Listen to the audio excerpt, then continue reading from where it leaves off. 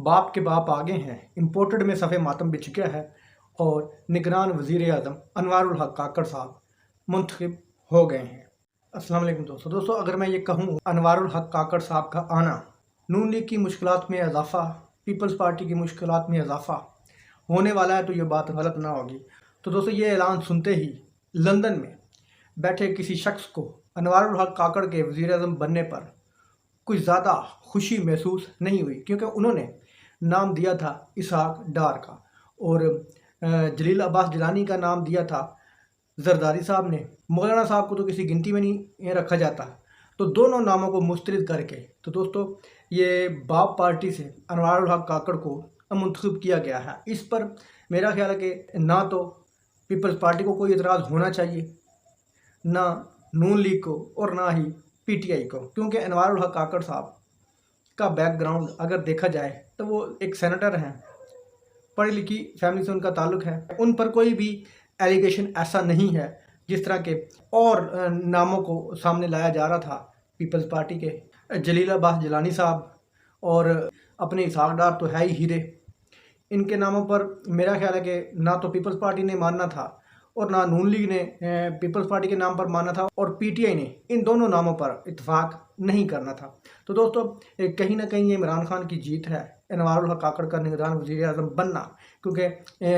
अनवारुल हक काकड़ साहब वो शख्सियत हैं जो कि ज़मान बारग में जाकर इमरान खान साहब से मुलाकातें करते रहे हैं और पार्लियामेंट में खड़े होकर और सेनेट में खड़े होकर इमरान खान की तारीफ़ करते रहे हैं, उनकी तर्ज़ हुकूमत की तारीफ़ करते रहे हैं, इमरान खान के पॉलिसीज़ की ये तारीफ़ करते रहे हैं। तो कहीं ना कहीं ये इमरान खान की जीत है, पीटीआई की जीत है। अगर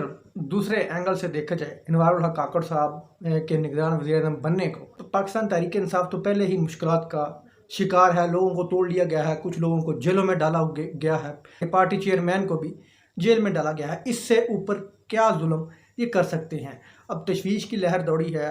जनाब शहबाज शरीफ साहब को, नवाज शरीफ साहब को और जरदारी साहब को।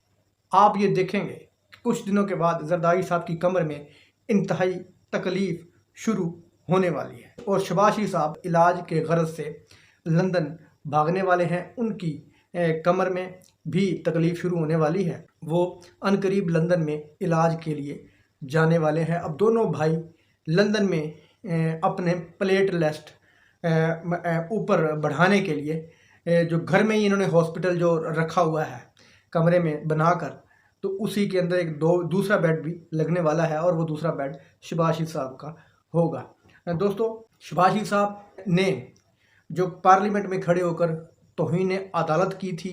उसका फ़ैसला भी आने वाला है। जो चीफ इलेक्शन कमिश्नर ने इलेक्शन नहीं करवाए थे, इसका फ़ैसला भी अनकरीब आने वाला है। तौहीन अदालत लगने वाली है चीफ इलेक्शन कमिश्नर पर, साबिक वज़ीर ख़जाना इसहाक डार पर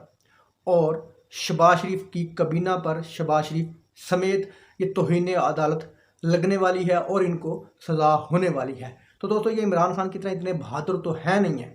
क्योंकि अब काकड़ साहब भी आगे हैं और काकड़ साहब से भी इनको कुछ खौफ है, क्योंकि ये किसी सूरत में भी ये एक्सपेक्ट नहीं कर रहे थे निगरान वज़ीर आज़म बाप पार्टी से होगा। मैंने आपको पिछली वीडियो में बताया था कि शहबाज शरीफ साहब को टीवी सेट वगैरह लगाकर, वज़ीर आज़म की कुर्सी लगाकर, जो कौम से ख़िताब करने के दौरान वज़ीर आज़म जिस कुर्सी पर बैठते हैं उस पर शहबाज शरीफ साहब को बिठा कर कैमरे ऑफ होंगे तो इनके हाथ में एक पर्ची दे दी जाएगी और इनको ये कहा जाएगा कि जनाब ये वाला नाम आप मीडिया पर बोल दें, पाकिस्तान टेलीविज़न पर ये वाला नाम अनाउंस कर दें कि ये भाई साहब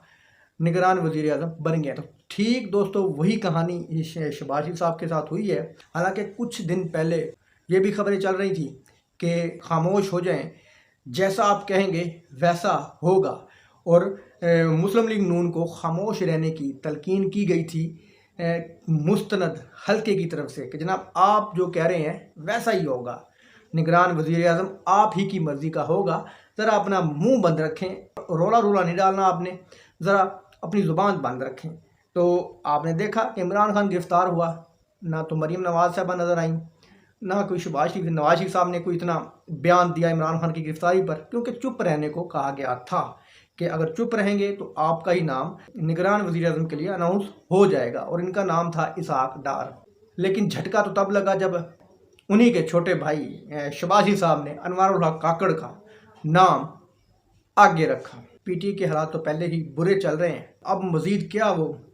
پی ٹی اے کے ساتھ برا کریں گے؟ جو نگران وزیر اعظم کی میں بات کر رہا ہوں،